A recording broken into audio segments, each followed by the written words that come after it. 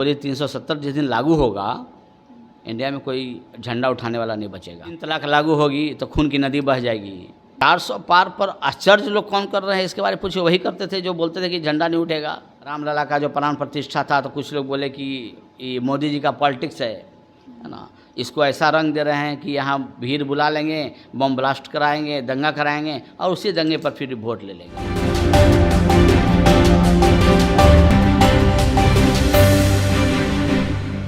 नमस्कार, आप देख रहे हैं रब्जी लाइव का डिजिटल प्लेटफॉर्म। मैं हूं आपके साथ निधि सिंह। अभी इस वक्त हमारे साथ मौजूद है बीजेपी की फायर ब्रांड नेता पी सिंह परमार। तो सबसे पहले सर, आपका बहुत बहुत स्वागत है। Thank you. सर, जिस तरह से लोकसभा चुनाव खत्म हुआ है, लोकसभा चुनाव खत्म होते ही बाजार में राजनीतिक माहौल जो है गर्म हो गया और कहीं ना कहीं आज बात आ रही है कि नीतीश कुमार फिर से मोदी और शाह से मुलाकात कर रहे हैं। क्या वजह हो सकती है सर? मोदी और शाह से मुलाकात कर रहे हैं, कहाँ से न्यूज़ मिला आपको? ये चारों तरफ सोशल मोदी जी और शाह दोनों साथ में है। नीतीश जी का या राजनाथ सिंह भी साथ में हैं, या राजनाथ जी केवल साथ में होंगे, या केवल नड्डा जी से मिल रहे हैं, मतलब दोनों साथ में मिल रहे हैं। ये न्यूज़ कहाँ से मिला आपको? साथ में नहीं मिल रहे। अभी प्रधानमंत्री जी से मुलाकात हुई है, इसके बाद वो शाह जी से मुलाकात करेंगे। क्या मतलब हो सकता है इस मुलाकात को लेकर? एक तो एग्जिट पोल आया है कुछ दिन पहले, उस पर भी चर्चा होगी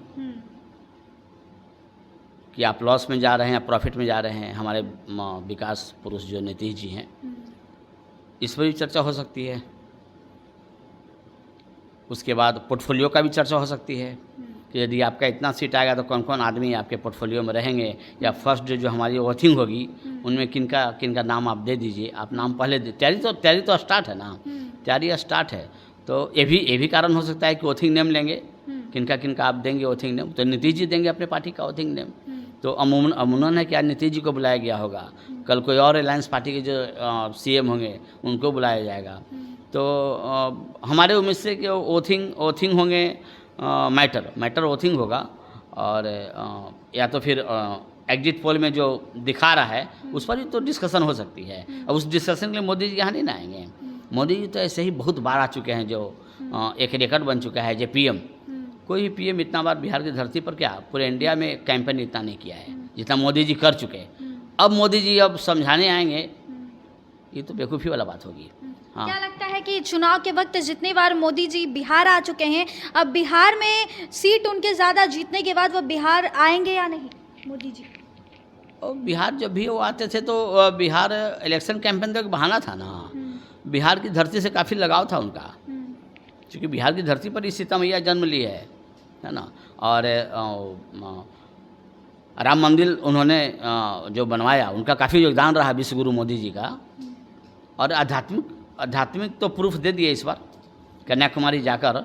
वो जो आध्यात्मिक और सनातनी जो सबूत देना था, उन्होंने इंडिया को नहीं दिया, पूरे वर्ल्ड को दे दिया कि सनातनी ऊर्जा क्या होता है ना। बाइडेन का एज क्या होगा, बाइडेन साहब का हमको नहीं पता है। रसिया का जो है पुतिन, उनका एज क्या होगा हमको नहीं पता है। इनका तो 70 एबव है। 70 एबव के बाद 4-5 पर डे रैली करना, रोड शो करना, उसके बाद मीडिया में 2-3 घंटा इंटरव्यू देना, यह 70 इस सनातनी ऊर्जा का ही देन है। ये तो प्रूफ हो गया, ये साबित हो गया है ना। और फिर ऊर्जा से लवरेज होके आए 48 घंटा जो उनका, या 45 घंटा का जो ध्यान था, ध्यान मेडिटेशन जो करके आए, वो फिर वो लवरेज होके आए। उसका नतीजा ये था कि कल उन्होंने फर्स्ट मीटिंग उन्होंने सेक्रेटरी लेवल का कर लिया अपने ऑफिस में या अपने घर पर उन्होंने कर लिया। और 100 डेज का प्लानिंग तय कर दिया। वो ये क्या दर्शाता है? अभी तो ऑल ओवर इंडिया के जो भी नेता होंगे सब आराम कर रहे होंगे थकावट से, और वो वहाँ मीटिंग कर रहे हैं हमारे मोदी जी विश्व। बिहार में आप एक क्वेश्चन पूछिए आप कि बिहार में बार बार आ रहे हैं, तो बिहार से जानकी मैया की धरती है। जब राम लल्ला से उनको इतना प्रेम है, तो जानकी मैया की धरती पर तो उनका आना मजबूरी है। उनका प्रेम ला रहा था, इलेक्शन कैंपेन थोड़ी ला रहा था। इलेक्शन के बाद कैंपेन बहाना था। अरे आएंगे, अरे अभी जो सभी लोगों का 400 पार नारा चल रहा है, क्या लगता है कि कल रिजल्ट भी आने वाली है लोकसभा चुनाव का, क्या लगता है 400 पार हो पाएगा? 400 पार तो हम लोग थे ही पहले भी, 370 के लमसम थे, पूरा कुनबा मिला के थे हम लोग। और जो 370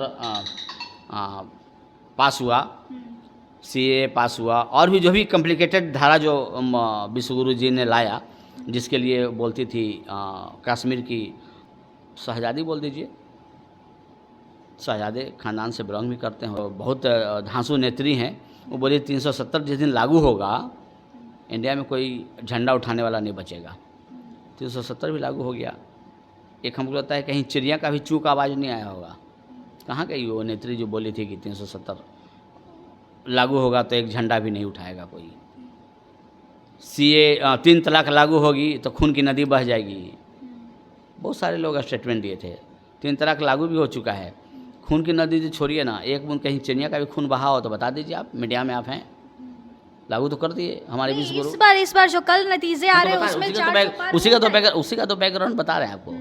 हाँ, तो 400 पार पर आश्चर्य लोग कौन कर रहे हैं इसके बारे में पूछिए। वही करते थे जो बोलते थे कि झंडा नहीं उठेगा, वही बोले जो कि पूरा खून नदी लाल हो जाएगी। रामलला का जो प्राण प्रतिष्ठा था तो कुछ लोग बोले कि ये मोदी जी का पॉलिटिक्स है ना, इसको ऐसा रंग दे रहे हैं कि यहाँ भीड़ बुला लेंगे, बम ब्लास्ट कराएंगे, दंगा कराएंगे और उसी दंगे पर फिर वोट ले लेंगे। रामलला स्थापित भी हो गए और पूरे इंडिया को क्या पूरा विश्व को आशीर्वाद भी दे रहे हैं।